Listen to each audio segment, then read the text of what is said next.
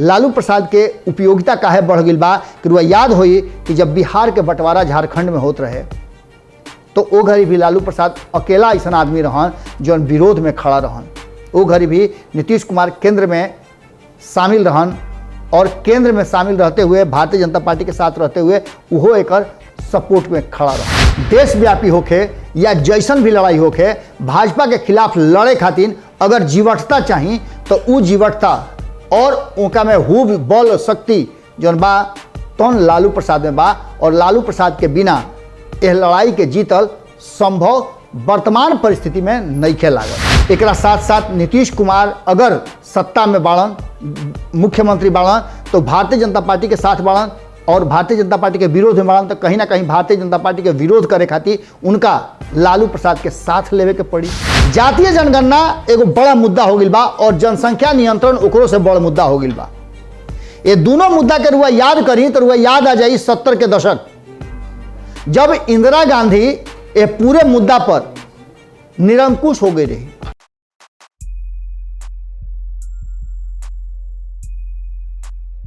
लौट के आवे लगले परिंदा सजर पर, लौट के आवे लगले परिंदा सजर पर, फिर से शहर के हवा बदले वाला बा, फिर से शहर के हवा बदले वाला बा। कैसे करे केहू भरोसा सियासत पर, कैसे करे केहू भरोसा सियासत पर, इनकर घर के पता बदले वाला बा।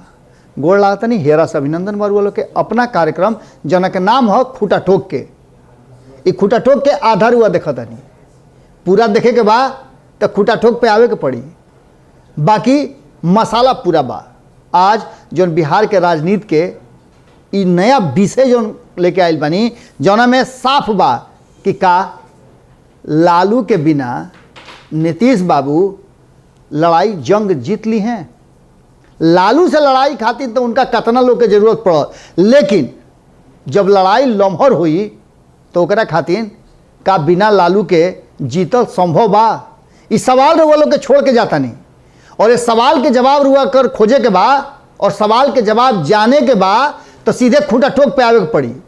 भारत लाइव पर खूंटा ठोक आई जरूर, लेकिन आधा सुधा, पूरा खूंटा ठोक के सीधे चुरा पहुंचे के पड़ी। कहाँ? तो वही पता पर, पता तो दिहले बा, खूंटा ठोक पर आई सब है।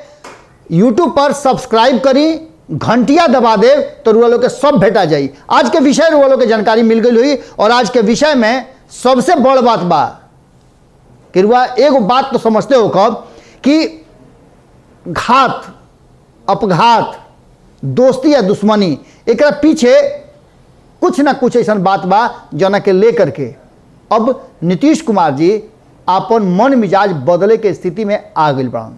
आज यही चलते खूंटा ठोक जौन रुआ लोग के सामने आइल, इस सीधे तौर पे एके बात कहता कि अनहेर नगरी चौपट राजा, टकेसर भाजी टकेसर खाजा। अब एजा से रुआ सीधे तौर पे पहुंची सब है और पहुंच गई सब है तो देखी सब है कि आज जौन खूंटा ठोक में विषय लेके आयल बनी वो विषय में बिना लालू भाजपा से लड़ाई हार जाई हैं।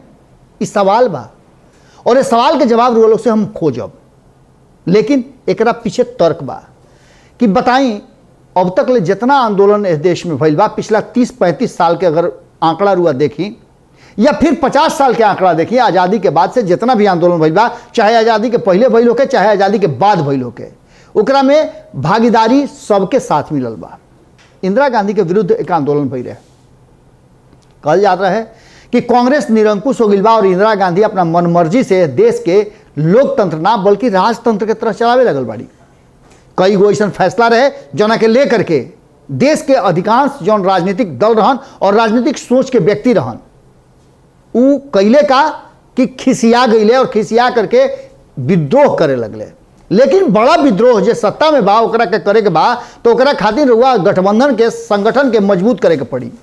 अन्ना आंदोलन रुआ याद हुई, अन्ना आंदोलन में भी जब आंदोलन बहुत तीव्र हो गई तो सरकार के चूल हिले लागल, लेकिन अन्ना के आंदोलन सफल भइल असफल भइल एकरा से ज्यादा वो आंदोलन के जब बात होता तो लालू प्रसाद के बात जरूर हुआ करे के पड़ी। लेकिन वो बात से पहले वर्तमान जो बिहार के स्थिति बा और देश के स्थिति बा ओकरा में नीतीश कुमार उल्ला भइल बड़न। नीतीश कुमार के अपने साथी संघाती जौन बाड़े, जिनका संगे नीतीश कुमार पिछला लगभग 2.5 दशक से साथे बड़न भारतीय जनता पार्टी, वो भारतीय जनता पार्टी खाली फिर से नीतीश कुमार के परीक्षा लेवे लागल और ऐसा जगह खड़ा करलस कि कोर्स बतौलस ना, पढ़ाई पढ़ौलस ना और सीधे परीक्षा में बैठा दिलस कि पास करे के बाद क जा। जातीय जनगणना एगो बड़ा मुद्दा हो गई बा और जनसंख्या नियंत्रण ओकरो से बड़ा मुद्दा हो गई बा।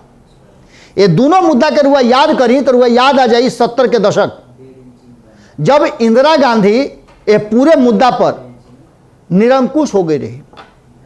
70 के दशक में जब इंदिरा गांधी लागू कर दिली इमरजेंसी, ओकरा बाद बिहार से एक बड़ा आंदोलन उठल जना के संपूर्ण क्रांति आंदोलन कहल गई रहे। एक चर्चा रुआ अक्सर सुन ले हो कब, लेकिन यह चर्चा में रुआ कुछ चीज जौन बा, कुछ लोग बा जिनका के याद करे के पड़ी। जयप्रकाश नारायण सत्ता के सुख ना भोगले, लेकिन उनकर चेला चपाटा जो वो आंदोलन के हिस्सा रहन, उस सब लोग लगभग अधिकांश लोग कहीं ना कहीं अपन राजनीति में अपन स्थान बनावल और वो स्थान में लालू प्रसाद के भी एगो स्थान रहे। लालूए काहे तो रुआ एक बात जानता नहीं कि लोकतांत्रिक प्रक्रिया में वोट बैंक बहुत बड़ा एगो मुद्दा होला और जेकरा लगे वोट के अधिकार होला ओकरा पीछे पीछे सब लोग चलेला।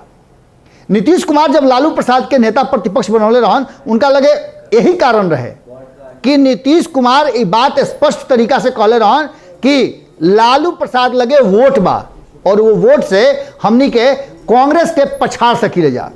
ये बात सत्य भी साबित भइल और नीतीश कुमार के योजना सफल रहे। लालू प्रसाद नेता प्रतिपक्ष बनले, ओकरा बाद लालू प्रसाद बिहार के मुख्यमंत्री भी बन गए। लेकिन ये दोस्ती ना चलल, ये कई हाली लोग से चर्चा चल गई बा। लेकिन जयप्रकाश नारायण आंदोलन से निकलल, बाकी के लोग लालू इतना ज़्यादा प्रचलित, प्रमाणिक और जनता के दिल में काहे ना बैठल, जबकि अश्विनी चौबे ओकरी बहुत मजबूत नेता रहन जो भारतीय जनता पार्टी में आज भी बढ़न। छात्र संघ के अध्यक्ष भी रह चुकल और छात्र संघ अध्यक्ष बनावे में भी बहुत बड़ा योगदान उनकर रहे, कारण कि उनका लगे वो घड़ी छात्र के बड़ा एगो गठन रहे, संगठन रहे। ये सब बात के लेकर के जब परिस्थिति हाथ से बाहर निकलल तो जयप्रकाश नारायण के आंदोलन से निकलल सब लोग सत्ता के गलियारा में प्रवेश कर गई। आज देश के राजनीति से लेकर के बिहार के राजनीति में अधिकांश लोग बा जौन कहीं ना कहीं जयप्रकाश नारायण के आंदोलन से निकल के बाहर आई बा। इस सब विषय पर जौन आज बात करे खातिर वो लोग के सामने बैठल बानी कि आखिर लड़ाई भारतीय जनता पार्टी से काहे ना जीती है नीतीश कुमार, ओकरा पीछे कारण बा कि भारतीय जनता पार्टी एगो बड़ा बट वृक्ष बा जौना के अगर हिलावे के बाद, गिरावे के बाद, जमीन से कबारे के बाद जड़ सहित, तो ओकरा खातिर रुआ अलग अलग प्रक्रिया अपनावे के पड़ी। वो प्रक्रिया में रुआ करे के अपने पड़ी कि जैसे आंदोलन के गति रहे और आंदोलन करे वाला लोग जो विरोध करता ओकर मजबूती, ओकर गठबंधन, ओकरा लगे संख्या बल के साथ साथ तो ओकरा लगे हुब होके, ताकत होके लड़ाई लड़े के। लालू प्रसाद के विशेषता बा कि अब तक ले भारतीय जनता पार्टी के खेमा में नईखन गई और भारतीय जनता पार्टी के खेमा से हमेशा अपने के बाहर रखले बड़े। ई उनकर सबसे बड़ा यूएसपी बा जना के लेकर के वो मोह छाइट करके कहले कि हम कबो भाजपा के संगे ना जा सकीले। नीतीश कुमार भाजपा के साथे भी गईले और जैसे हटले भी, ई उनकर एगो माइनस पॉइंट हो जाता। और ऐसा स्थिति में उनका जब भी भारतीय जनता पार्टी से लड़ाई लड़े के हुई तो उनका एक बात करे के पड़ी कि लालू प्रसाद के साथ संगत लेवे के पड़ी। ये बात के बीच में रुआ लोग एगो बात कहल चाहता नहीं कि जयप्रकाश नारायण के संपूर्ण क्रांति जौन रहे, जब जयप्रकाश नारायण से पूछल गई तो सीधे तौर पे वो एक बात कहले रहन कि संपूर्ण क्रांति लोहिया के सप्त क्रांति से अलग नहीं थे। जो लड़ाई भई रहे वो लड़ाई में सामाजिक, आर्थिक, राजनीतिक, सांस्कृतिक और अन्य जौन बदलाव के बात रहे, वो बदलाव खातिर ये आंदोलन भई रहे। चाहे वो संपूर्ण क्रांति के बात कर लें या सप्त क्रांति के बात कर लें, दोनों के ध्येय एक ही रहे कि अगर सत्ता में बैठल सरकार निरंकुश हो गई तो ओकरा के अंकुश लगावे खातिर ई पूरा व्यवस्था कल गई और सरकार के यह बात के एहसास करावल गई। 1971 में रुआ लोग के याद हुई और याद ना हो तो इतिहास गवाह बा, इतिहास याद दिया दी कि 1971 में इंदिरा गांधी जब सत्ता में अली तो उनका लगे जनाधार बहुत बड़ा हो गई और एकरा चलते उनका अपना आप पर घमंड हो गई और बहुत सारा ऐसा बात विपक्ष के रहे जो माने खातिर तैयार ना भइली और यह कारण रहे कि उनका नीति और नियत के विरोध शुरू हो गई। एक तरफ जहां उनका नीति के विरोध भइल ओइजे उनका नीति के और नियत के दोनों के विरोध के बड़ा एगो देशव्यापी आंदोलन भइल जौना में बिहार अगुवाई कैलस। गुजरात से लेकर के बिहार तक और देश के अन्य राज्य में जबरदस्त आंदोलन भइल। आज 21वीं सदी में भी एक बार फिर से उसने कुछ नजर आ रहा बा। पिछला 7 साल से केंद्र में जो भारतीय जनता पार्टी के सरकार बा ओकरा से लोग के अपेक्षा भरोसा बहुत ज़्यादा रहे। लोग के अपेक्षा और भरोसा दोनों टूट रहा बा और ऐसा स्थिति में जब जातीय जनगणना के बात भइल तो उनका साथे बैठल भारतीय जनता पार्टी के जो दल बाड़े उहो ये बात खातिर उनका के आरोपी बनावत रहे कि बिना हमरा से पूछले और ऐसा बात काहे करता रहे जना से कि समाज के भलाई होके। जैसे ही हलफनामा दाखिल भइल ओकरा बाद से पूरा खेल जौन बा खुल के सामने आ गई। नीतीश कुमार अघर बनले और वो लोग के सब पता बा कि नीतीश कुमार कैसे गईले और जाकर के प्रधानमंत्री के सामने प्रस्ताव रख ले, उनका साथे 10 गो दल रहन। इस सारा बात रुआ जानता नहीं, लेकिन जो विशेष बात हम कहे खातिर आइल बानी कि आखिर लालू प्रसाद के बिना जैसन कि काल नीतीश कुमार के बयान आइल बा, ये बयान के सबके इंतजार रहल हा और यह बयान से ये बात स्पष्ट हो गई कि नीतीश कुमार जी कोनो हाल में हर परिस्थिति में जातीय जनगणना करावे के पीछे हटे के तैयार नहीं खन, जबकि केंद्र सरकार उनका साथे रहे वाला दल यह बात के कह दिले बा कि जातीय जनगणना कोनो शर्त पर ना कराई। अभी जब दोनों तरफ से टसन हो गई तो ये युद्ध के स्थिति बा, राजनीतिक युद्ध एकरा कहली या जैसन रुआ कहली सामाजिक युद्ध कहली, लेकिन कहीं ना कहीं टकराव के स्थिति आ गई बा और ये टकराव में जीत केकर होई ओकरा से असर ये पूरे योजना पर पड़ी। कारण कि केंद्र में बैठल भारतीय जनता पार्टी बहुत मजबूत बा, ओकरा के मजबूर करे खातिर संगठन के मजबूती जरूरी बा। एकरा में नीतीश कुमार जी अकेले रुआ सुन ही मानी कि अकेला चना भाड़ ना फोड़े। जौन स्थिति अभी लालू प्रसाद के बाद चूंकि बिहार में सबसे बड़ा दल बढ़न, एकरा साथ साथ नीतीश कुमार अगर सत्ता में बाड़न, मुख्यमंत्री बाड़न तो भारतीय जनता पार्टी के साथ बाड़न और भारतीय जनता पार्टी के विरोध में बाड़न तो कहीं ना कहीं भारतीय जनता पार्टी के विरोध करे खातिर उनका लालू प्रसाद के साथ लेवे के पड़ी। क्यों? कारण कि लालू प्रसाद अपने तो बढ़ले बाड़े, उनकर गठबंधन भी मजबूत बा। एनडीए के गठबंधन में जो घटक दल बाड़े ओकरा में अगर भारतीय जनता पार्टी के छोड़ दी तो बाकी के दल जितना बाड़े, बाकी के तीनों दल जदयू के साथ साथ हिंदुस्तानी आवाम पार्टी और वीआईपी तीनों नाराज बाड़े भारतीय जनता पार्टी के फैसला से। अब इस सब लोग के ध्यान लालू प्रसाद पर बा, कारण कि लालू प्रसाद जैसे ही हामी भरी हैं या उनका खेमा में ही कुल लोग चल जाई तो वो में देश भर के अलग अलग राजनीतिक दल के जौन भारतीय जनता पार्टी के विरोध में बाड़े उस सब इकट्ठा हो जी हैं, एकजुट हो जी हैं और नीतीश कुमार के विरोध के ताकत मिली। कारण कि पूरे मामला पर बिहार से उठ करके पहला आली अगर कोई राज्य गइल बा या कोई नेता गइल बा तो वो नीतीश कुमार बाड़न जो तेजस्वी यादव सहित अन्य लोग के अगुवाई में पहुँच रहे हैं। बीजेपी के खिलाफ कांग्रेस के खुला सपोर्ट तभी मिली जब नीतीश कुमार लालू प्रसाद के कहना मनी है, बात मनी है और एक खेमा में आ जाई हैं।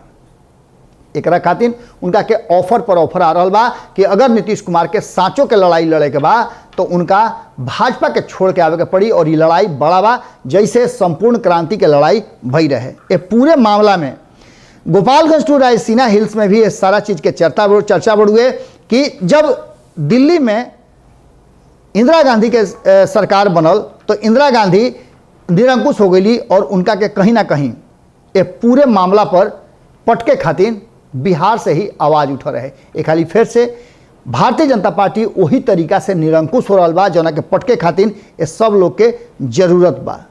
गांधी मैदान में जब जयप्रकाश नारायण एक बहुत बड़ा जनसभा के शायद उतना बड़ा मैंने सभा भइबे ना कही जना में छात्र रहन, युवा रहन, व्यापारी रहन, हर वर्ग के लोग रहे, महिला से लेकर पुरुष तक सब लोग रहे और एक बड़ा आंदोलन के आगाज भइल। सरकार गिरल। अब स्थिति बा कि जौना तरीका से भारतीय जनता पार्टी चाह रहल बा कि जैसे इंदिरा गांधी निरंकुश हो गई रही और दिल्ली में केंद्र हो गई रहे, राज्य में भी के मुख्यमंत्री बनी, कैसन मंत्रिमंडल हुई, मंत्रिमंडल में के शामिल हुई, ये सारा फैसला दिल्ली से होत रहे। रुआ देखले होगा कि कुछ दिन पहले अलग अलग राज्य में मुख्यमंत्री बदलले हा, ये बिल्कुल ढर्रा जौन इंदिरा गांधी के रहे वही ढर्रा पर सब कुछ चल रहा बा, जना के चर्चा अब शुरू हो चुकल बा। राजनीतिक गलियारा में यह बात के जबरदस्त चर्चा हो रहा बा कि इंदिरा गांधी जैसन भारतीय जनता पार्टी भी अपना के बना रहल बा और वन मैन आर्मी हो गई बा। जौन दिल्ली से फरमान आई, आला कमान बेस के पार्टी कहीं ना कहीं भारतीय जनता पार्टी हो गई बा, जौन की एकरा पहले तकले ना रहला। अब इस सब बात के लेकर के विद्रोह के जौन आवाज़ उठ रहा बा वो बिहार से उठ रहा बा और एकरा में नीतीश कुमार तबे सफल हो सकेले, लड़ाई से पार पा सकेले जब उनका लालू प्रसाद के समर्थन और साथ दोनों मिली। कारण कि लालू प्रसाद के साथ के मतलब सिर्फ लालू प्रसाद ना होले, बल्कि वो G23 के जौन माफ़ करब जौन पार्टी बाड़ी उस सब पार्टी के लोग लालू प्रसाद के साथे उनका गिफ्ट में भेटा जाइ हैं। एकरा अलावे आडवाणी के रथ रोके वाला के रहे, लालू प्रसाद के विशेषता कुछ ऐसा बा जना के लेकर के ई बात माने के पड़ी कि वो जीवट आदमी हवे और राजनीतिक रूप से जौन ठान लेवेले ओकरा के पूरा करे के हर संभव प्रयास करेले। लालू प्रसाद शारीरिक रूप से पूरी तरह से मजबूत नहीं खन, लेकिन मानसिक रूप से जो उनकर आवाज़ निकला था, जो नीतीश कुमार के दिल्ली जाए से ठीक पहले वो जो बात कहले रहन वो बात में अपील जरूर रहे नीतीश कुमार खातिर कि उनका बदले के पड़ी अपन विचार और सोच। कारण कि जब लड़ाई भारतीय जनता पार्टी से लड़े के बाद तो केहू के घर में रह करके रुआ लड़ाई ना कर सकिले, वो में हारे के चांस रुआ ज़्यादा होला। कारण कि रुआ ओकरा अंडर में रहिले। अब एकरा अलावे लालू प्रसाद के उपयोगिता काहे बढ़ गई बा कि रुआ याद होई कि जब बिहार के बंटवारा झारखंड में होत रहे तो ओ घड़ी भी लालू प्रसाद अकेला ऐसा आदमी रहन जो विरोध में खड़ा रहन। ओ घड़ी भी नीतीश कुमार केंद्र में शामिल रहन और केंद्र में शामिल रहते हुए भारतीय जनता पार्टी के साथ रहते हुए उहो एकर सपोर्ट में खड़ा रहन।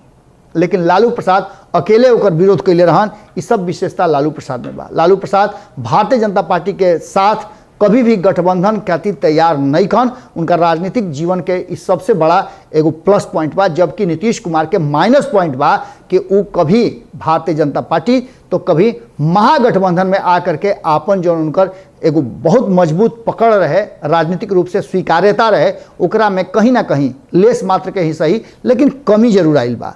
एकरा साथ साथ सामाजिक समीकरण के बात करी तो लड़ाई खातिर जब राजनीतिक लड़ाई होला, लोकतांत्रिक लड़ाई लड़ल जाला तो ओकरा में वोट बैंक बहुत बड़ा चीज़ होला और लालू प्रसाद लगे वोट बा, ऐसे रुआ इनकार ना कर सकीले। एकरा अलावे नीतीश कुमार और लालू प्रसाद में बहुत पुरान दोस्ती बा, याराना बा। यह याराना के समय समय पर प्रमाणित भी कैले वालों। लालू प्रसाद के बात माने खातिर और उनका से आशीर्वाद लेवे खातिर नीतीश कुमार भी आगे बढ़ के कदम बढ़ौले बाड़न और दूसरा तरफ आशीर्वाद देवे खातिर लालू प्रसाद भी कभी पीछे नहीं खन हटल। लेकिन अब राजनीतिक रूप से जो शर्त बा वो शर्त आकर के दोनों के आड़ा आ जाता और यही चलते दोनों के कहीं ना कहीं समझौता खातिर थोड़ा थोड़ा एक एक कदम पीछे हटे के पड़ी। ये जरूरी बा और यही आधार पर लड़ाई लड़ल जा सकेला। एकरा अलावे भाजपा के खिलाफ जो क्रोध उपजल बा आम जनता जनार्दन के या फिर राजनीतिक दल के, वो क्रोध के एक जगह समेटे खातिर, इकट्ठा करे खातिर नीतीश कुमार के लालू प्रसाद के साथ जुड़े के पड़ी। कारण कि लड़ाई देशव्यापी होखे या जैसन भी लड़ाई होखे, भाजपा के खिलाफ लड़े खातिर अगर जीवटता चाहिए तो वो जीवटता और उनका में हुब बल शक्ति जौन बा तौन लालू प्रसाद में बा और लालू प्रसाद के बिना यह लड़ाई के जीतल संभव वर्तमान परिस्थिति में नहीं खे लागत। याद हो रुआ कि किसान आंदोलन पहले भी भई रहे और सामाजिकता के लड़ाई खातिर ही इंदिरा गांधी के सत्ता से बेदखल कल गई रहे और ओकरा खातिर देश भर के जितना भी विपक्षी दल वाले एकजुट भई रहन। एक बार फिर से सब कुछ नज़र आ रहा बा, लेकिन एक बात नज़र आ रहा बा कि यह लड़ाई में अगर नीतीश कुमार के जीते के बा, अगर अपन बात मनवावे के बा भारतीय जनता पार्टी से, तो भारतीय जनता पार्टी के छोड़े के पड़ी और नीतीश कुमार के कहीं ना कहीं एक बार फिर से लालू प्रसाद के साथ जुड़े के पड़ी। वर्तमान राजनीतिक जो परिदृश्य नजर आवता, जो स्थिति परिस्थिति पैदा हुई बा, ओकरा में खाली फिर से अगर कहल जाओ तो 70 के दशक में जौन इंदिरा गांधी के खातिर तैयारी कल गई रहे, वो तैयारी खाली फिर से करे के पड़ी और एजा आकर के नीतीश कुमार के कहीं ना कहीं आगे बढ़ करके लालू प्रसाद के हाथ मिलावे के पड़ी और हाथ मिला करके भारतीय जनता पार्टी के तबे पटका सकेला, वरना नीतीश कुमार के या लालू प्रसाद के अकेले अकेले अलग अलग धुरी पर खड़ा होकर के पटकल बड़ा असंभव जैसा चीज़ बा। हालांकि मुश्किल नहीं है, कारण कि राजनीति में कभी भी असंभव और मुश्किल जैसा चीज़ ना होके अंततः जनता के फैसला करे के होला। और उत्तर प्रदेश सहित जो 5 राज्य के चुनाव बा, ओकरा पहले बहुत बड़ा राजनीतिक उथल पुथल मचे वाला बा। ए बात के संकेत नीतीश कुमार के बयान से भी आ गई बा और लालू प्रसाद एकरा पर स्पष्ट टिप्पणी दे दिले बाड़े। भारतीय जनता पार्टी भी ये बात के समझ रहा बा कि धीरे धीरे एंटी इनकम्बेंसी लागू हो रहा बा। यही चलते भारतीय जनता पार्टी अपना पुरनका एजेंडा पर लौट रहा बा। दूसरा तरफ नीतीश कुमार भी अपना पुरनका राह पर जाए खातिर पूरा तेजी से आगे बढ़ रहा बा। अब ऐसा स्थिति में बिहार से निकलल ये आक्रोश के जो आग बा, उ कितना भारतीय जनता पार्टी के प्रभावित करला, झुलसावेला, ये देखे वाला बात हुई। हमनियों के इंतजार करते हैं या भीतर खाना से निकाल के रुआ लोग खातिर खबर ले आवते हैं, या बस रुआ लोग से निहोरा उतने बा कि खुटा ठोक के जैसे रुआ प्यार और आशीर्वाद देता नहीं, एकरा के ऐसा ही बनौले रही सब है।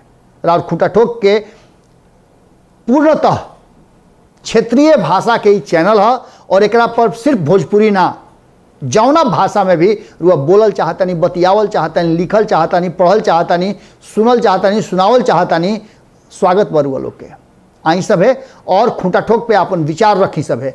एकरा में अब तक राजनीतिक विश्लेषण के एकमात्र खबर हम दे रहल बानी। एकरा अलावे और बहुत जल्दी अलग अलग रंग रूप समाज से जुड़ल और रस रंग के बहुत सारा चीज़ रुआ लोग के साथे जोड़ के लेके आई। एक खातिर रुआ करे के पड़ी का कि रुआ चैनल के सब्सक्राइब करे के पड़ी। यदि रुआ भारत लाइव पर देखा तानी तब रुआ लोग से निहोरा बा कि 8 लाख के परिवार अगर खूंटा ठोक पर आवत रुए, जो खास करके भोजपुरी भाषा भाषी या अन्य क्षेत्रीय भाषा से प्यार दुलार करे वाला रुआ बानी, तो रुआ सीधे खूंटा ठोक पे आ जाई। ओइजा आकर के हमनी के अलग चौपाल लगावल जाई और ओइजा अपन भाषा कल जाई, के बात कल जाई, आपन बात कल जाई, हेरा के बात हेरा से होई। एकरा खातिर रुआ सब्सक्राइब करे के पड़ी खूंटा ठोक के और घंटी दबावे के पड़ी, जन से कि सब खबर जब जब हम आए रुआ लोग के सामने तब तक रुआ लोग भी मैसेज के रूप में पहुंच जाई।